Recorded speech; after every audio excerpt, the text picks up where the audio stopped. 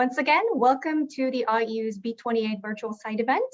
Today's event will focus on some of the key findings and recommendations from the recently concluded independent evaluation of the Adaptation Portfolio and Approach of the GCF. My name is Yeonji Kim, and I am Communications Officer at the IEU. I'll be moderating today's event. Next, please. So this evaluation on Adaptation Portfolio and Approach of the GCF, I was approved by the board as part of the IU's 2020 work plan. And this evaluation was completed in February, just last month, and was submitted in time for B28, which of course will be starting from next Tuesday. If you scan the QR code again in front of you, you will have the report, evaluation report at your fingertips, and you're welcome to read the report from us. Next, please. Before we get started, some housekeeping. So please kindly ensure that your mic stays muted, especially when the presenters are speaking. And feel free to send us your questions via the Zoom chat box throughout the presentation. And we will try to answer as many questions as possible during the Q&A at the end. Also, you're welcome to tweet about today's event using the IEU's Twitter handle at GCF_eval. Next, please. Briefly on today's program. After my opening, we will go straight to the presentation by two members of the adaptation team from the IEU for about 25 minutes, talking about the findings and recommendations from the adaptation evaluation. After that, we have two discussants with us who will give their intervention on what the main takeaways were from this evaluation for them. And towards the end, we will do an open Q&A for about 20 minutes before closing this side event. Once again, please send us your questions via the Zoom chat box. And if you want to ask a question directly to any of the presenters and discussants, you can use the raise hand function, the button, during the Q&A, and I'll give you the floor. Next, please. So today's presenters, Dr. Martin Prowse, our evaluation specialist at the IEU, and we have Mr. Peter Mwandri, evaluation researcher at the IEU. So we will hear from them on the findings and recommendations from the adaptation evaluation. Next, please. And then we have two discussants, Mr. Andreas Reumann, the head of the IEU ad interim, so we will hear from him, and also Dr. Saleemul, who is director of the International Center for Climate Change and Development, ICCCAD. All right, with that, without further ado, I'll now hand over my mic to the two presenters, Dr. Martin Prowse and Mr. Peter Mwandri. Thank you very much, Yeonji, for that excellent introduction. And thank you all for the opportunity to present the findings and recommendations of the independent evaluation of the Adaptation Portfolio and Approach. My name is Martin Prowse, and I'm privileged to be able to present the report, evaluation report to you today, along with my close colleague, Peter Mwandri. Next slide, please. So the full evaluation team consists of Byung-Suk Lee, Peter Mwandri, Daisuke Horikoshi, Galina Uvarova, Martin Prowse, and we've been guided by Joe Puri and Andreas Reumann. We've also had the able support of colleagues from Stuart Redqueen, Sylvia, Max, Renee, and Matthijs, and an excellent advisory group of Mr. Raju Pandit Chetri, Mr. Kevin Adams, Ms. Christina Chan, and Dr. Yusuf Nassef. Next slide, please. So today's presentation has 5 parts. We start with positioning in adaptation finance. We then move to capacity for adaptation planning. We discuss scale and the private sector, access and the business model, and results and impact. Next slide. So in terms of positioning in adaptation finance, what we find, next slide please, is that the GCF is uniquely positioned in adaptation to finance projects at scale with a high risk appetite if this is appropriate and consistent with country needs. However, project level interactions between the GCF and other funding agencies are not yet systematically identified nor actively pursued. The evaluation also found that the GCF can clarify its role beyond adaptation planning, beyond adaptation finance, in adaptation planning, in convening, and in knowledge management. Next slide, please. So this graphic shows at the bottom left-hand corner of this scatter plot, we can see that the size of projects from other climate funds are on average considerably less than GCF projects. And this finance supports research pilots and small-scale projects, whilst GCF finance is on average larger and is able to provide scaled project finance. In contrast, the multilateral development banks, illustrated here by the World Bank, are able to offer large replicable project finance, often using different financial instruments. So in that sense, we can see that the GCF inhabits, in some senses, a midpoint between the research pilots and small projects of the other climate funds and the larger project finance supported by multilateral development banks. Next slide, please. So the key recommendations from the first section of this presentation are that the GCF should clarify its role in and vision for climate adaptation and implement methods to enhance complementarity and coherence. So the GCF should consolidate its unique position in adaptation finance, including the mandate to finance projects at scale with a high-risk appetite. The GCF should promote efficiency by pursuing greater coordination of adaptation efforts with NDAs, as well as accredited entities and local stakeholders. And also the GCF should use its convening and catalytic power to develop a set of best practices from stakeholders. Peter. Thanks, Martin. We now turn to capacity for adaptation planning. Next slide, please. So the evaluation found that the requirements for proposal development, capacity concern, and matchmaking with adequate delivery partners are seen as hurdles in assessing Rpsp for adaptation planning. Also, the approval process for Rpsp adaptation planning varies from 14 days to 3 years. And looking at the analysis on the right side of the slide, this is a box plot showing the number of days from submission of approval, submission of proposals to approval. And then we can see that the number ranges from 14 days to over 3 years, with the median around 475 days and the mean around 511 days. And given that different grants exhibit different approval processing time, but on average, the time is considered to be quite lengthy. The bright side is there are attempts and efforts to reduce delays, such as use of national and remote consultants. Next slide. Due to the young nature of adaptation planning, fully attributing of GCF Rpsp to concrete outcomes is challenging, as is assessing the quality as no Rpsp outcome or impact measurement framework is operational yet. On the right side of the slide, we can see the analysis looking at the expected outcomes of GCF Rpsp for adaptation planning. And here we found that 82%, almost equal to 48 grants expected to strengthen adaptation planning, governance, and institution coordination within the country. And also 36 grants expected to reduce evidence, to produce evidence basis for designing adaptation solution within the country. But 9 grants did have any information regarding the expected outcomes of Rpsp. Next slide. And recommendation here are the GCF should clarify Rpsp for adaptation planning, address technical challenges, support matchmaking efforts, and building monitoring of results of Rpsp support. Specifically, the GCF should address technical capacity challenge in NDAs, including through training clusters of government officials to build sustainable knowledge. Also, the GCF should facilitate matchmaking between countries and locally and regional embedded Rpsp delivery partners to reveal constraints.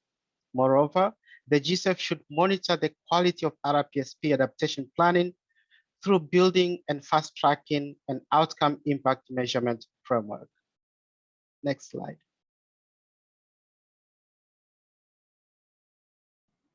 Thank you, Peter. So when we turn to scale in the private sector, what we found in the evaluation was that amongst the climate funds, the GCF has the strongest private sector focus and the best ability to scale projects. However, the GCF is yet to fully utilize its large fund size, the risk appetite, and the flexible suite of financial instruments that it has. Compared to other climate funds, with the partial exception of the CIF's PPCR, the GCF has the widest range of financial instruments available. But the GCF is yet to fully utilize these within its adaptation portfolio. The evaluation also found that the GCF's ability to source and support PSF projects has stalled, and we'll come to that in just 1 minute. The evaluation found that overall, 18 cents per GCF dollar is generated as co-finance from the private sector within the adaptation portfolio. The evaluation also looked at internal incentives and the internal structure of the GCF, and the evaluation found that considerable opportunities exist to create an incentive structure for greater cooperation between PSF and DMA, particularly in terms of supporting the delivery of blended finance projects to the board for consideration. Next slide, please. So this graphic shows us that since B.21, which is in October 2018, only 11 million has been committed to PSF adaptation projects. At B.21, a very large project, which was FP95 by Agence Française de Développement, which was a credit program, was approved, and there was a substantial proportion of this was for adaptation. It was a cross-cutting project, but a substantial proportion was for adaptation, 40%, and this increased the amount of finance, adaptation finance through PSF. But since B.21, both in terms of grant and non-term grant instruments in nominal terms, we see a very limited increase in the amount of finance flowing through PSF. Next slide, please. So our recommendations here are that the GCF should define its approach to engaging with and catalyzing finance from the private sector. So firstly, the GCF urgently needs a strategy for the private sector, in particular in adaptation finance. The GCF could consider a private sector approach that addresses capacity support to small and medium-sized firms, possibly through Rpsp. And as already mentioned, the GCF should strengthen internal incentives to support cooperation between DMA and PSF in assessing projects, in identifying opportunities, and to formalize these incentives so that this can support the delivery of PSF projects and also DMA projects which use a blended finance approach. Back to you, Peter. Now we move on to access and business model. The evaluation found that the adaptation portfolio consists of very few programs, and these are 4 out of 67 interventions, and 96% of adaptation finance is in grant basis and is dominated by international accredited entities. Moreover, the GCF still has challenge reaching the most vulnerable and least read countries. So far, 59 out of 154 eligible countries received no GCF adaptation finance. And evaluation also found that innovation in software, such as organizational, behavioral, and procedural, which creates new delivery models, is more important than technological innovation in adaptation. Next slide. Looking at the processing time, evaluation found that adaptation project takes longer to process than mitigation projects, especially for direct access entities. And the reason for delay include availability of data, lack of guidance on climate rationale at AEs and secretariat level, and the complexity of adaptation project. At the left side, you see the results from an online survey asking AEs the challenges they face during project development. And we sent these surveys to 79 AEs, which have cross-cutting and adaptation projects in the GCF portfolio. and we got a response rate of 53%. And the challenge in demonstrating the climate rationale for GCF projects and lack of flexibility in GCF requirements and difficulties in separating climate change from non-climate change activities for GCF fundings are the most three challenges areas mentioned from the survey. Next slide. And looking at the analysis on adaptation finance by entity modality over time, you can see that the vast majority of adaptation financing is committed through international accredited entities and less in regional and national accredited entities. Next slide. And recommendation here is the GCF should respond to the urgency in adaptation by addressing policy gaps and the use of financial instruments and modalities. Specifically, the GCF should urgently clarify the role and use of climate rationale in funding proposals review and appraisal process. Also, the GCF board should finalize the policy of programmatic approach to facilitate scale and innovation. And the GCF should diversify the use of financial instruments in adaptation projects, particularly those that increase scale through higher co-finance ratios.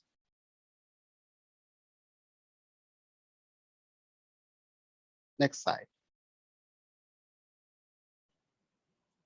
Thank you, Peter. So turning to the last part of the presentation and the last section, results and impact. The evaluation found that common across many climate funds and agencies, measuring the impact of adaptation interventions is challenging. The only fund level indicator currently operationalized is the number of beneficiaries. The evaluation also found that one of the result areas that the GCF utilizes, so this is the most vulnerable people and communities results area, this acts as a chapeau and is really too broad to aid learning. 91% of projects sort of map onto this result area, and this doesn't lead to sort of greater clarity or information that can be utilized productively within the GCF or by other climate funds. The evaluation also found that no GCF project focuses solely on climate change's impact on health. Lastly, the GCF currently has no systematic approach to assessing the depth of adaptation impacts. This is certainly challenging, but it's definitely something that the GCF could look more into. Next slide, please. The evaluation also assessed who GCF beneficiaries are, and this is using data from the Learning Orientated Real-Time Impact Assessment Program, LORTA. And here we can see some characteristics of beneficiaries from 3 countries, Malawi, Madagascar, and Rwanda. And the samples from which these were taken are representative of all direct beneficiaries from these interventions. The data shows that on average, GCF beneficiaries are poor and vulnerable. We can see that in Malawi and Rwanda, around 20% of household heads are women. And we can also see in the bottom right-hand part of this slide, we can see that at least 70% of household heads have not completed secondary school in Malawi, Madagascar, and Rwanda. So whilst it's still too early for us to be able to attribute impacts to GCF projects, what the LORTA baseline data is telling us is that on average, GCF beneficiaries will benefit considerably from GCF interventions. Next slide, please.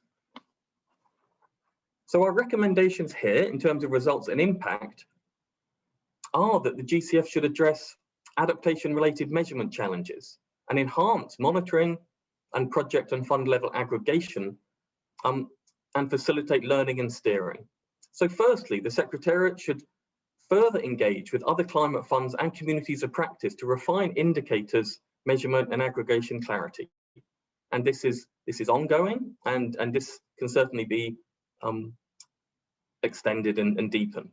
Secondly, that the adaptation result areas are currently very broad, and the GCF should also trace results at the sectoral level for portfolio management. So this will allow aggregation at the portfolio level, but it will also allow comparability with other climate funds who use a different range of result areas.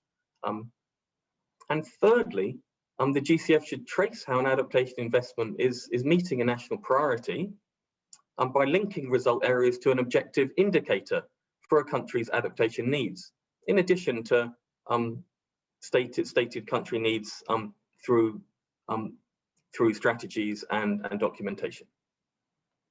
So that's our last slide of this presentation. And with that, I'd like to hand back to Yonji. Thank you, Martin and Peter, for that excellent presentation. So as announced before, we will now move to the interventions by discussant. So first of all, we have Mr. Andreas Reumann, the head of the IEU ad interim. So Andreas, welcome, and here's my question for you. So under your guidance, the adaptation evaluation team was able to successfully conclude this evaluation. And I know that you were very much part of this team as well, not only an advisor, the head of the IEU, but you were a member of the evaluation team as well. So for you, what was the main takeaway from the evaluation experience? Yeah, thanks, Yonji, for this question, and hello to everyone. So it's very hard to choose from the array of different findings and takeaways that I got personally from this. I mean, there's many points that are important. So for instance, the findings on the question on the adaptation approach and the adaptation approach of the GCF not being clearly defined yet, as well as the apparent problems that we have with defining the concept of climate rationale. These are all important things. But when I think of the most important thing to me, or the biggest takeaway, I think, one central takeaway is that importance of NDAs and adaptation. So, what I've learned is NDAs are really a key in successful adaptation project development.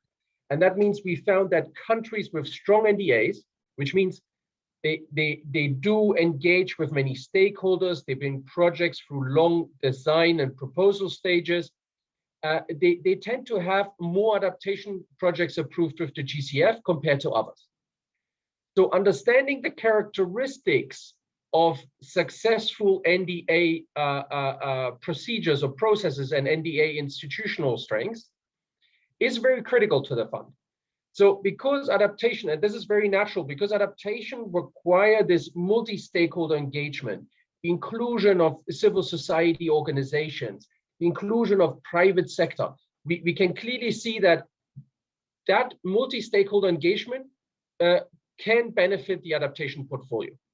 So for me, the link to country ownership and the country ownership approach, which also been an objective for one of the IEU evaluations, the evaluation of the country ownership approach, is really key here. And just to highlight there, the linkage to this evaluation as well is, the GCF has really the opportunity and the mandate to then also encourage NDAs to make these processes more inclusive, and that can be achieved through clear guidance at country level.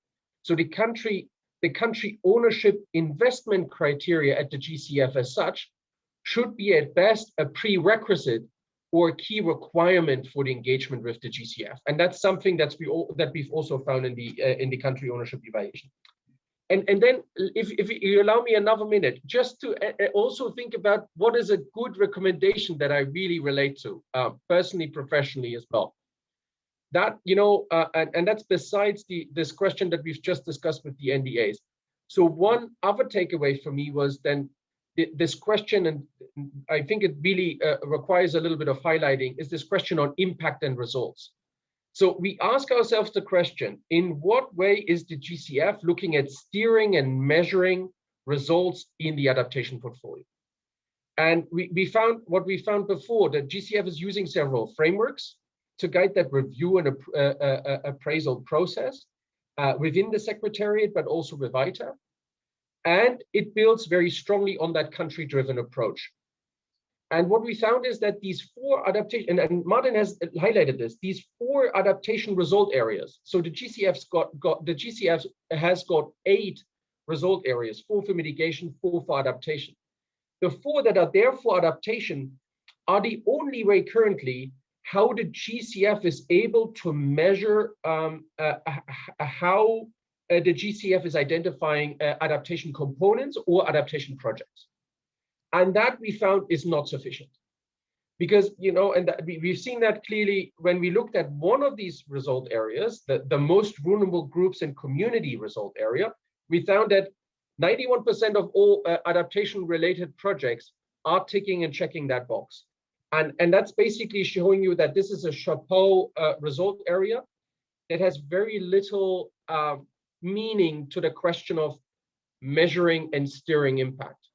And so, the recommendations that we bring to this is I think is something that is really important and should be recognized as a key as well to how to move forward. So recognizing the limitations of the current set of indicators.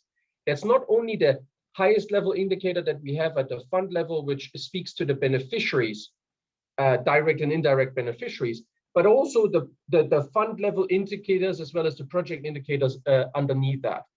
Those need to be looked at, and we recognize there are limitations to this. That's a challenge for most climate organizations or actors in the climate financing space. But the GCF should try to see how these challenges can be addressed and how there can be a sensible set of indicators to help to improve that. And then as well on the adaptation result areas themselves, they're very broad, as we say, and the GCF should look at how can we trace results at a more of a sectorial level for the portfolio management. And we recognize that the Secretariat is doing these steps already with providing sectorial guidance. And that's the sectorial guidance that would lead to more distinct design stages and approval and review stages. But it should also be integrated into this question of how are we getting a greater knowledge of results? How can we create that aggregation and aggregatability? And how we can then compare ourselves to other funds. So I think I'll stop there, but that to me is another big takeaway. And thanks for the opportunity to mention these. Over. Thank you, Andreas, for your comments, your intervention. So while we wait for our next discussant to get ready, let me ask you this. I think Martin already talked about the unique position that the GCF has in the adaptation finance space, but maybe could you paraphrase in your own words? So what is the GCF's role in adaptation finance currently, and what should it be going forward? Based on the evaluation, of course, yeah. Yonji, let me just ask, you asking me or you're asking Martin? I'm happy to give it a shot. Yeah, I'm asking you, please. Okay, thanks for that. Yeah, look, that's an interesting question to ask. We've tried to look at this question from a perspective of saying, where are we currently, and are we occupying a niche in this space? And I think that we were referring to that in one of the earlier chapters of the report, where we clearly say, okay, we're here in midst of other climate funds and other funds such as the Adaptation Fund, such as the GEF and sub-funds of the GEF, as well as larger multilaterals and development banks. So it's very interesting to think about this niche that the GCF is currently occupying, and then looking at the array of different mandates that the GCF has. So, in that space, for me, paraphrasing this is the GCF has that opportunity to now look at the question of, okay, we have a current niche. There is a certain expectation that's coming from the external parties around the GCF in how the GCF should be helping to achieve certain targets and certain goals. And the GCF has also a particular profile and mandate given by the governing instrument and COP guidance. So, one is obviously the focus on the private sector. Another one could be to really look at the adaptation planning opportunities and how the GCF can provide readiness and preparatory support programs for the adaptation planning. And then as well, how can we look at issues that may not be only relevant for one country, but also relevant for a region. So my comment would always be to also look at this opportunity of providing programs that address a regional climate risk, or if you like, a transboundary climate risk. That doesn't have to be necessarily a region. It could also be a set of different players and countries in a supply chain. And as we know, transboundary climate risks are something that are emerging risks for all of us, and that link countries in new ways that have never been there before. And I think that is something where the GCF again could provide that it could provide that assistance and has a key role to play. So that would be my takeaway on this. Thanks. And Dr. Hook, are you ready? Please come in. I am. Thank you very much, Yonji. And thank you for inviting me, and sincere apologies for joining late. I was moderating a discussion at the APAN forum until a few minutes ago. But I did receive the presentation and the report, so I'm very pleased to have had a look at it. So let me start by just giving a little bit of my background so you know where I'm coming from on this. I've been working in the field of adaptation for well over a decade now, possibly even 2 decades. And I've been a lead author in the IPCC 3rd, 4th, and 5th assessments on chapters on adaptation, and working in the adaptation science field for many, many years. I also organize an annual conference called Gobeshona, which is a Bangla word for research on locally led adaptation. And just pick up the point that Prashad made a little while ago, adaptation is all local. There is a particularly, there are national and global elements to it, but it's primarily at the local level, and we need to recognize that and be able to deal with that. So my take on the role of the GCF over the years, and particularly now as we are moving into a new phase, is that we have made a lot of mistakes. And by we, I mean the whole world on understanding adaptation. It's a new science. We are learning as we go along. And one of the key elements of it is that it is a learning by doing science. We learn by doing. We don't learn from theory. We have to do and learn. And so the people who know most about it are people who are doing it. And who are doing it? Poorest people on the planet who are dealing with the impacts of climate change are doing it.